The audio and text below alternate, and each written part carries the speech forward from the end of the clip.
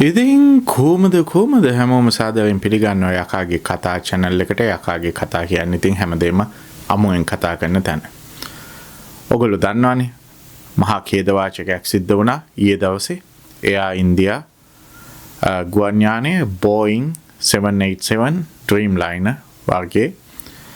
ඉතින් එකම එක්කෙනයි දිවි ගලවා ගත්තේ. තව එක්කෙනෙකුට ෆ්ලයිට් එක මිස් වෙලා බේරිලා තිබුණා. ඒ වගේම ඉතින් අර 11A කියන ආසනය වාසනාවන්තම ආසනයක් බවට පත් වෙලා තියෙනවා ගුවන් යානවල. හරි.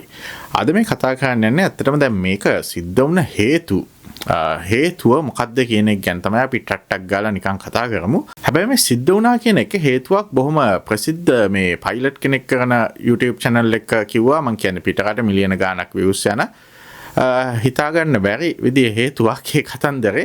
ඊට පස්සේ ලංකාවේ channel එකකත් කියනවා දැක්කා.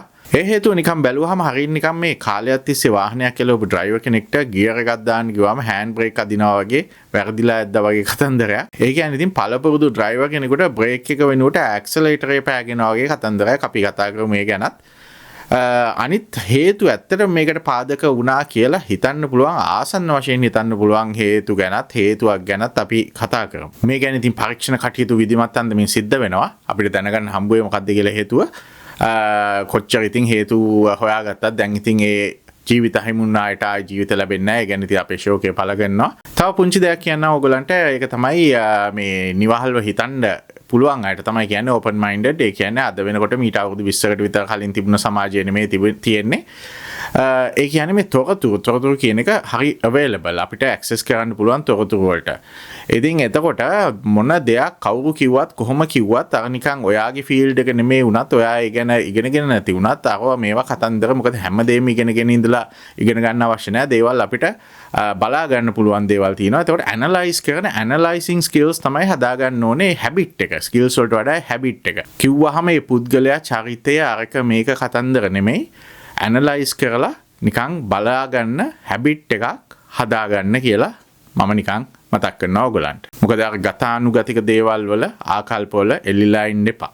ඉතින් අර මම කිව්වේ අර මේකේ වෙන්න පුළුවන් error එකක් හැටියට හුවා දැක්ුවා එක මම කිව්වේ ලොකු YouTube channel එකක් ජාත්‍යන්තර වශයෙන් තියෙන මම හිතන්නේ ඇමරිකාවේ පළපුරුදු පයිලට් කෙනෙක් කියලා කියන්නේ එයා කියපු එකක් තමයි මේක මේ ටේක් ඔෆ් කරාට පස්සේ සාමාන්‍ය රූටින් එක තමයි කැප්ටන් කියනවා කෝ-පයිලට්ට ගියර් අප් කියලා අර රෝද උඩට ගන්න කියලා. ඒකට ලිවර් එකක් තියෙනවා.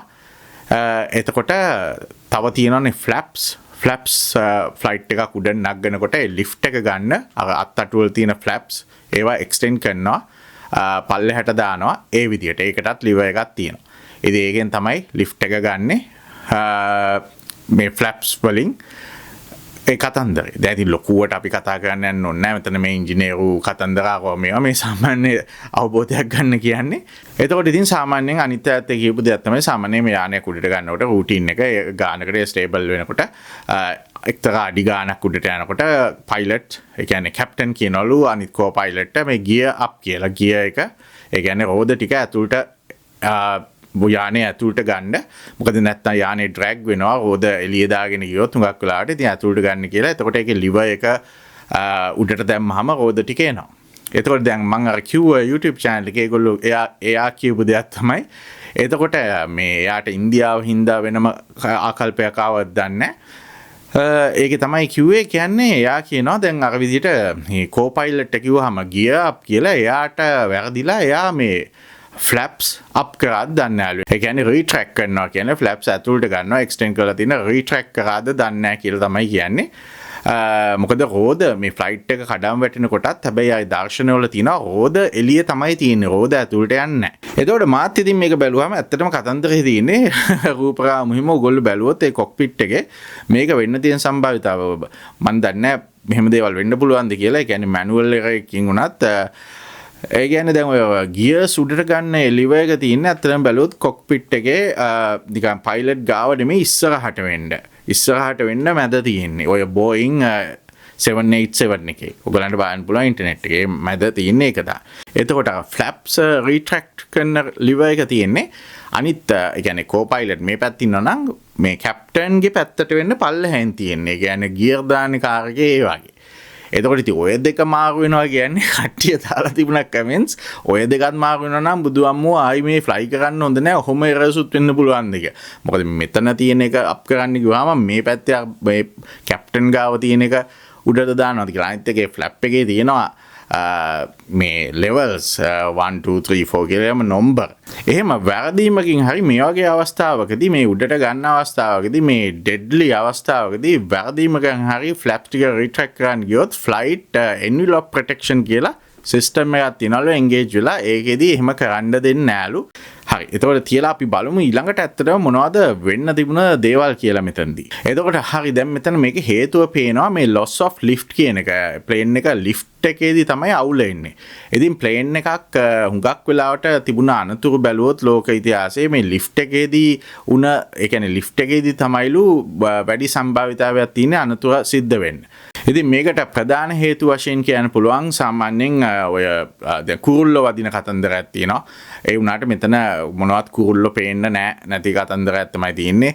ඒ වගේම මේ මොනවද වීඩියෝ වල තියෙනවා ඒ එන්ජින් දෙක ඒ වගේ මොනවත් ගින්නක් ඇති වෙනවා වගේ කතන්දරයකුත් නෙමෙයි. ඒක එන්ජින් එකක් ෆේල් වෙන කතන්දරයක් පේන්නේ නැහැ කියලා තියෙන්නේ. ෆ්ලයිට් එක එහෙම වෙන්නේ නැහැ. පැත්තකට ඇදෙන්නේ අරව මේවා. තව දෙයක් කියනවා මේ මොකද්ද මේ ඒ ගහන ඉන්ධනවල මේ මොනවද fuel contamination එක. ඒ කියන්නේ ඒක නිකන් මිශ්‍ර වෙලා හරි මොනවා හරි වෙලා contaminate වෙලා ඇතුලේ මොනවද ටැංකියක හරි මොකක් හරි විදිහට එන්නේ නැහැ. හරි ලෙවල් එකට එන්නේ නැහැ. නිකන් හරි නිකන් කතන්දරෙට කියනවා නම් පෙට්‍රෝලුයි භූමිතලුයි මික්සර් වෙලා වගේ වතුර මිශ්‍ර වෙලා වගේ කතන්දරය. ඒකත් ඉතින් රෙයා කේස් එකක් කියලා තමයි කියන්නේ. මොකද මේකේ මුලින්ම රන්වේ එකේ ගිහිල්ලා යනවානේ. ඉතින් එහෙමයි. තව දේවල් කියනවා ෆුවල් මේ බ්ලොකේජ් එකක් වෙන්න පුළුවන් කියලා. මේ ඉන්ධන එන්නේ නැතුව එහෙම. ඒකත් ලොකු බරක් තියන්නේ නැහැ මෙතන. මොකද මේගොල්ලෝ ලිෆ්ට් කරනවා රන්වේ එකේ ගිහිල්ලා ඒ හින්දා කිය. මේකේ දැන් මේ ළඟින්ම බලපු හුඟක් අය කියන එක්ස්පර්ට්ස්ලා කියන වීඩියෝස් වලින් එහෙම බලපු වැඩිම වෙන්න පුළුවන් කියලා හිතන දේ තමයි දැන්ට බැලුවොත් අපි ඒ කාරණේට ගියොත් ඒක තමයි ඉලෙක්ට්‍රොනික සිස්ටම් එකේ ෆේලියර් එකක් කියන එක. ඉලෙක්ට්‍රොනික සිස්ටම් එකේ සඩන් ෆේලියර් එකක්. මේ මොඩල් එකේ මේ ලෑන්ඩිං ගියර් ඒ කියන්නේ රෝද ඒක හයිඩ්‍රොලික් සිස්ටම් එක වැඩ කරන්නේ ඒ ඉලෙක්ට්‍රොනික සිස්ටම් එක හරහා කියලා තමයි සඳහන් වෙන්නේ. ඉතින් එතකොට රෝද ඇතුළට ගන්න නෑනේ. රෝද සාමාන්‍යයෙන් ඒ ලෙවල් එකේදී ඒ උස් මට්ටමේදී රෝද ඇතුළට ගන්නවලු ගියර්. ඉතින් මේකේ එහෙම දෙයක් සිද්ධ වෙන්නේ නැහැ. එතකොට ඉලෙක්ට්‍රොනික සිස්ටම් එකේ ෆේලියර් එකක් වෙන්න පුළුවන් කියලා රෝද එළියේ තියෙන්නේ. ඒක තමයි ගොඩක් සැක කරන්නේ. මං කියන්නේ මේ පරීක්ෂකයෝ නෙමෙයි. මේ දැන් සෝෂල් මීඩියා ආසතව මම කියන්නේ.